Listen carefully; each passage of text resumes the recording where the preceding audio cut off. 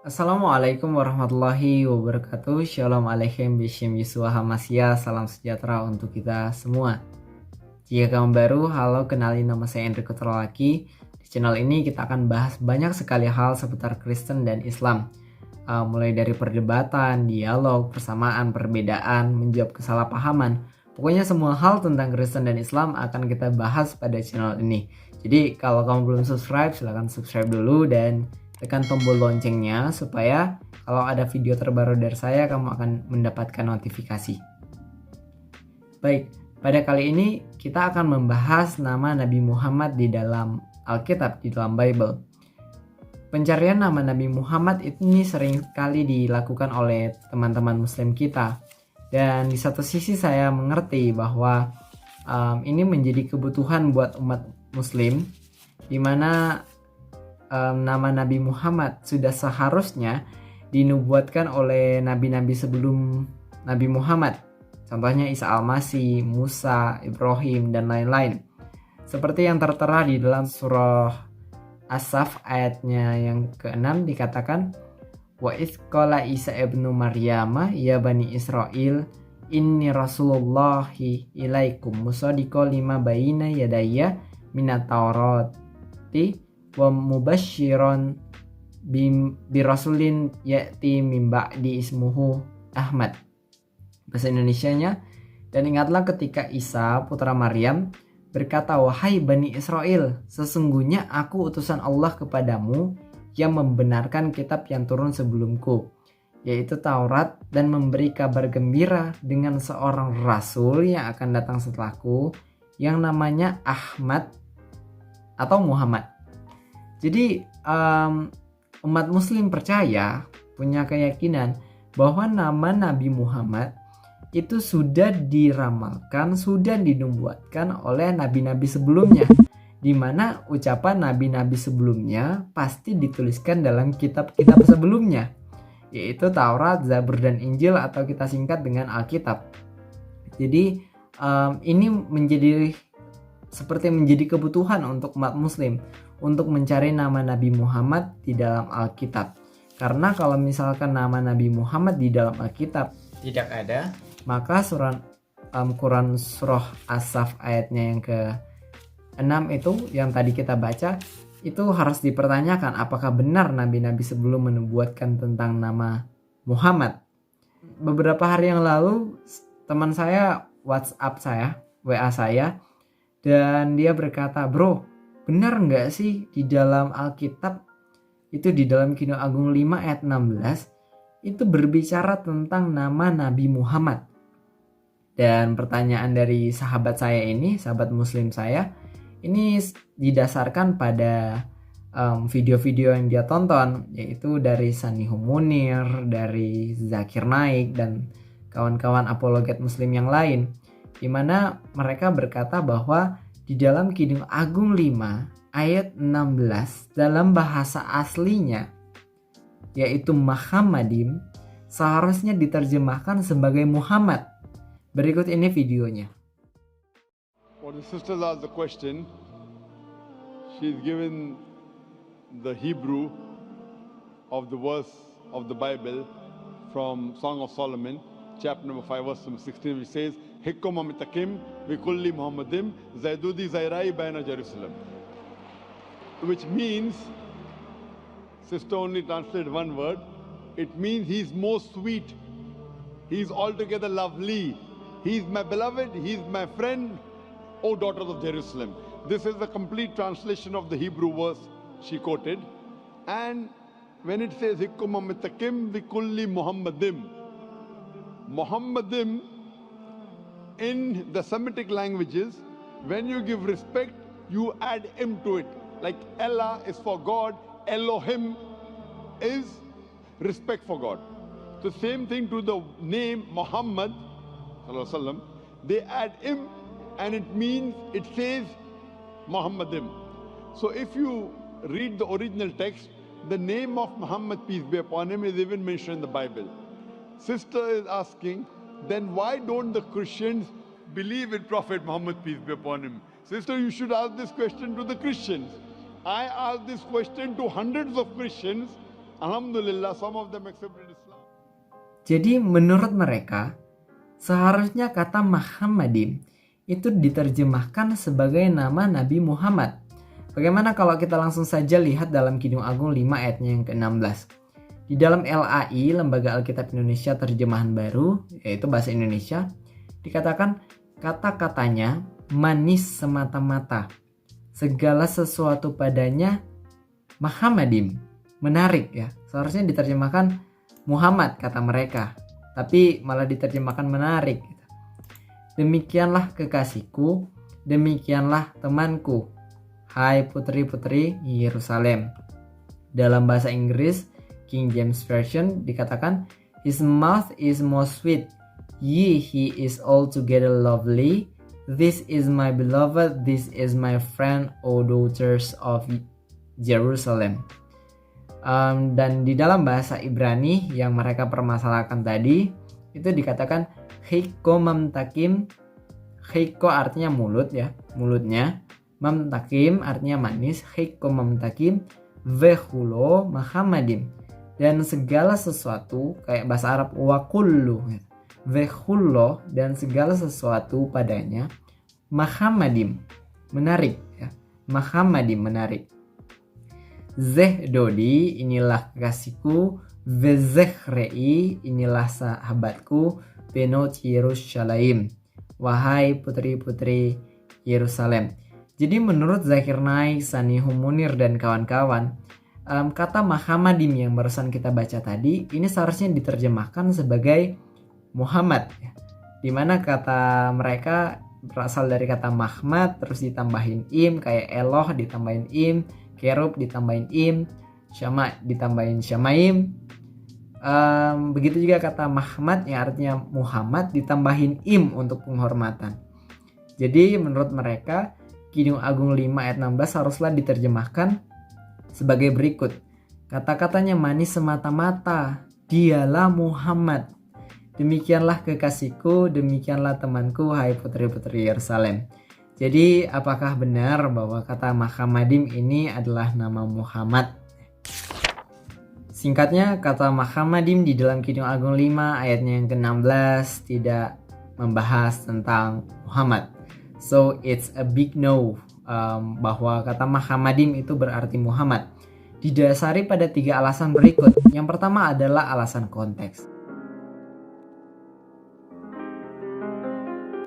Sebelum kita lanjut lebih jauh lagi, kita harus perlu tahu bahwa kitab Kidung Agung ini adalah kitab yang berisi nyanyian, pujian, gombalan pernikahan dari mempelai pria kepada wanita dan sebaliknya, yaitu mempelai wanita kepada pria.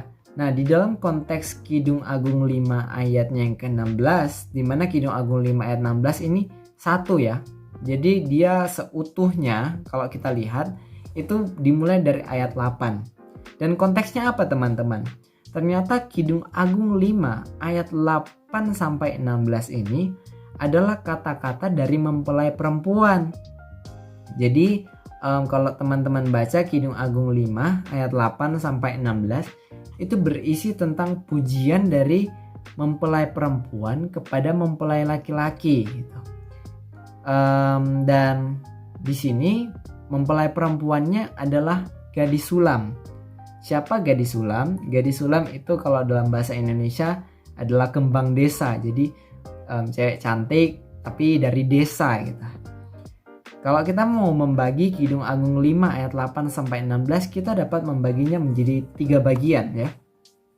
Yang pertama itu ayat 8. Ayat 8 ini berisi perkataan gadis sulam kepada putri-putri Yerusalem. Jadi ceritanya gadis sulam ini lagi ngobrol sama putri-putri Yerusalem, lagi berbantah-bantahan. Dikatakan begini, kusumpahi kamu putri-putri Yerusalem, bila kamu menemukan kekasihku, apakah yang akan kamu katakan kepadanya? Katakanlah bahwa sakit asmara aku. Jadi kata perempuan sulam, kusumpahi kamu. Kalau kamu ketemu sama kekasihku, kamu bilang apa? Gitu. Terus perempuan sulam bilang kalau sakit asmaraku. Nah, terus ayat 9. Ayat 9 ini berisi pertanyaan dari perempuan Yerusalem kepada gadis sulam. Ditanya gini, apakah kelebihan kekasihmu daripada kekasih yang lain, hai jelita di antara wanita? Apakah kelebihan kekasihmu daripada kekasih yang lain, sehingga kau sumpahi kami begini? Baru ayat 10-16 ini berisi tentang puji-pujian dari gadis sulam kepada mempelai pria. Dikatakan begini, putih bersih dan merah cerah kekasihku, menyolok mata di antara selaksa orang, bagaikan emas murni kepalanya. Rambutnya mengombak hitam seperti gagak, matanya bagaikan merpati pada batang air, bermandi dalam susu, duduk pada kolam yang penuh. Pipinya bagaikan bedeng rempah-rempah, petak-petak rempah-rempah akar, bunga-bunga bakung bibirnya, bertetesan cairan mur. Tangannya bundaran emas, berhiaskan permata tarsis, tubuhnya ukiran dari gading bertabur batu nilam. Kakinya adalah tiang-tiang marmer putih bertumpu pada alas emas murni. Perawakannya seperti gunung Libanon, terpilih seperti pohon-pohon aras. Kata-katanya manis semata-mata, dan segala sesuatu padanya mahamadim, menarik. Demikianlah kekasihku, demikianlah temanku, hai putri-putri Yerusalem. Jadi teman-teman, kalau kita mau membagi menjadi 3, itu kita bisa lihat ya, ada 3 bagian. Ayat 8 itu perkataan gadis sulam kepada putri-putri Yerusalem. Ayat 9 itu pertanyaan putri Yerusalem kepada kekasih, apa kelebihan kekasih gadis sulam. Terus ayat 10-16 itu berbicara tentang pujian gadis sulam terhadap kekasihnya. Jadi ya, kalau memang benar nama Nabi Muhammad ini ada di dalam Kidung Agung 5 ayat 16, maka Nabi Muhammad harus memenuhi kriteria sebagai berikut. Ada 3. Syarat yang pertama, Nabi Muhammad harus punya istri orang Yerusalem atau kekasih orang Yerusalem, dimana nggak ada ya. Yang kedua, kalau benar Nabi Muhammad pun punya istri orang Yerusalem, maka istrinya haruslah gadis sulam ya, seperti yang kita lihat. Yang ketiga, istrinya pernah saling memuji dengan Muhammad di Yerusalem dan berbantah-bantahan dengan putri-putri Yerusalem, di mana hal ini tidak pernah terjadi di dalam sejarah. Jadi Muhammad nggak memenuhi kriteria untuk menjadi kekasih dari gadis sulam yang dimaksudkan dalam Kidung Agung 5 ayatnya yang ke-16. Dan sebagai tambahan poin yang keempat, tadi kita baca ya pada ayat ke-10 bahwa kekasih dari gadis sulam ini putih bersih dan merah cerah. Pertanyaannya, apakah Nabi Muhammad putih bersih dan merah cerah? Kita lihat di dalam hadis Bukhari dan Sahih Muslim juga ada. Dikatakan, karena Rasulullah Shallallahu Alaihi Wasallam laisa bitawil baini. Jadi Muhammad nggak terlalu tinggi, wala bil qasyiri, dan tidak qasyir atau pendek, walaisa bil abyadil amhaq, dan juga tidak putih, terlalu putih, walaisa bil adam gitu, dan juga tidak terlalu coklat gitu. Jadi Muhammad nggak terlalu putih dan tidak terlalu coklat, artinya ada di tengah-tengah gitu. So Muhammad tidak memenuhi kriteria ya secara konteks bahwa menjadi kekasih gadis sulam yang putih, bersih, dan merah. Jadi itu alasan yang pertama tentang alasan konteks. Alasan yang kedua adalah alasan kebahasaan. Secara kebahasaan menempatkan nama Muhammad untuk kata Muhammadim ini jelas adalah pemerkosaan tata bahasa. Mengapa? Karena kata Muhammad itu adalah pronomina atau kata ganti, sedangkan kata Muhammadim itu adalah kata sifat. Kalau kata sifat itu ya tidak bisa diterjemahkan sebagai pronomina gitu. Dan pronomina sebaliknya tidak bisa diterjemahkan sebagai kata sifat. Kalau kita mau lihat ya, kata Muhammadim ini dari mana? Kata Muhammadim ini berasal dari bahasa Ibrani, di mana Muhammadim adalah bentuk plural, bentuk tunggalnya adalah Muhammad, dan dua-duanya adalah kata sifat. Dan Muhammad ini diambil dari verba, dari kata kerja hamad, artinya menginginkan. Dan kita bisa lihat contoh ya, contoh kata menginginkan, contoh kata hamad di dalam Alkitab. Kita lihat di dalam Keluaran 20 itu dikatakan begini, lo tahmod, jangan engkau menginginkan bait re'echa, rumah tetanggamu. Lo tahmod, jangan engkau mengingini eshet re'echa, istri tetanggamu. Ve'afdo, dan hambanya laki-laki. Ve'amato, dan seterusnya. Jadi kata lo tahmod ini kalau kita lihat di dalam bahasa Arab ini sejajar dengan fi'il nahi ya, yaitu kata kerja bentuk larangan kayak la taktub dan sebagainya. Jadi secara kebahasaan menempatkan kata mahmad untuk Muhammad ini jelas pemerkosaan tata bahasa, karena dari kata sifat mau diubah ke kata benda itu tidak bisa, jelas ya. Menerjemahkannya dari kata sifat diterjemahkan menjadi kata benda sangat tidak mungkin. Kalau teman-teman belum paham juga, saya kasih contoh. Tadi kita baca ya di dalam hadis kata bahwa karena Rasulullah Shallallahu Alaihi Wasallam laisa bil qashir. Jadi Muhammad itu tidak qashir, tidak pendek. Tapi karena kita mendengarkan kata qashir atau kasir ini terdengar seperti kata kasir dalam bahasa Indonesia, maka kita terjemahkan sebagai Muhammad itu bukanlah kasir. Padahal seharusnya diterjemahkan karena Muhammad Shallallahu Alaihi Wasallam walaisa qashir, dan Muhammad tidaklah pendek, malah kita terjemahkan dan Muhammad bukanlah kasir. Ini jelas pemerkosaan tata bahasa. Karena apa? Karena satu, qashir itu artinya pendek dan itu kata sifat, nggak bisa diubah menjadi kasir. Kasir itu kata benda, sedangkan qashir itu kata sifat. Karena cuma kesamaan bunyi dengan kasir Indonesia, kita terjemahkan Muhammad bukanlah kasir. Jadi menempatkan nama Muhammad untuk terjemahan dari Muhammadin, jelas ini adalah sebuah kesalahan.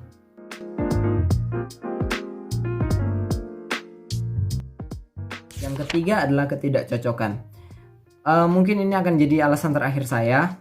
Saya coba setuju saja dengan teman-teman muslim bahwa benar itu berbicara tentang Muhammad. Muhammadin itu adalah tentang Muhammad. Dan ayo kita lihat ya, kalau kita menerjemahkan kata Muhammad dan Muhammadin di dalam seluruh Alkitab akan jadi seperti apa. Kita lihat contoh kata Muhammad dan Muhammadin dalam Alkitab. Kita ganti dengan nama Muhammad. Kita lihat hasilnya seperti apa. 1 Raja-Raja 20 ayat 6. Dikatakan begini. Ki'im makhar eshlach et avadai eleika ve kipsu et betcha ve et batei avadeicha ve hayakol mahmad eineika yasimu ve yadam velakahu. Tetapi bahasa Indonesianya, tetapi besok kira-kira pada waktu itu aku akan menyuruh pegawai-pegawaiku kepadamu, dan mereka akan menggeledah rumahmu dan rumah pegawai-pegawaimu. Maka segala yang mereka lihat dan Muhammad akan mereka ambil dan mereka bawa. Jadi kalau kita mengganti nama Muhammad untuk Muhammadin, maka kita akan menemukan dalam 1 Raja-Raja 20 ayat 6 Muhammad menjadi rampasan perang. Dalam Ratapan 1 ayat 11 dikatakan, Kol ama ne enahim mevashim lechem natnu Muhammad deihem beochel vehashiv nafesi re'e Adonai vehabita ki hayiti zolelah. Bahasa Indonesianya, berkeluh kesah seluruh penduduk sedang mereka mencari roti. Muhammad, ya kata Muhammad tadi ya, Muhammad mereka berikan ganti makanan untuk menyambung hidupnya. Jadi Muhammad kalau diganti untuk kata Muhammadin, maka akhirnya akan menjadi pertukaran untuk dimakan ya. Jadi mereka mengganti rotinya dengan Muhammad untuk dimakan. Dan lebih parahnya dalam Yehezkiel 24 ayat 21, kalau kita tetap kekeh, kita tetap ngotot bahwa Muhammad itu adalah Muhammad di dalam bahasa Ibrani, maka kita akan lihat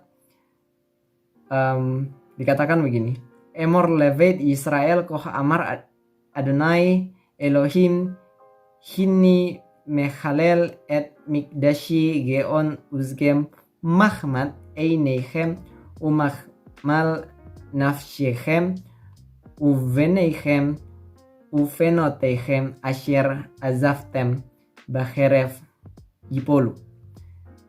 Bahasa Indonesia, katakanlah kepada kaum Israel, beginilah firman Tuhan Allah, sesungguhnya aku akan menajiskan tempat kudusku, kekuasaanmu yang kau banggakan, Muhammad bagi matamu dan bagi jiwamu. Jadi kalau misalkan kita tetap kekeh, maka kita akan menemukan bahwa Nabi Muhammad dinajiskan oleh Tuhan. Kalau kita mengganti kata Muhammadim untuk Muhammad. Jadi teman-teman, kesimpulannya, kata Muhammadim itu bukanlah untuk Muhammad, bukan nama Muhammad. Atas dasar satu konteks, kedua kebahasaan, ketiga ketidakcocokan yang barusan kita bahas tadi. Saya tahu teman-teman semua di sini punya semangat untuk berdakwah. Semua agama juga punya semangat untuk berdakwah. Tetapi kalau kita berdakwah dengan cara yang salah dan tidak berpendidikan seperti ini, saya kira cara dakwah kita salah, teman-teman. Ayo kita berdakwah dan menginjil dengan lebih berpendidikan supaya kita membangun generasi yang cerdas, bukan generasi yang dibodoh-bodohi oleh para apologet, apologet. Jadi ayo kita lebih giat lagi belajar untuk melihat mana kebenaran dan mana kebohongan. Saya Enrico, terima kasih sudah menonton. Salam sehat.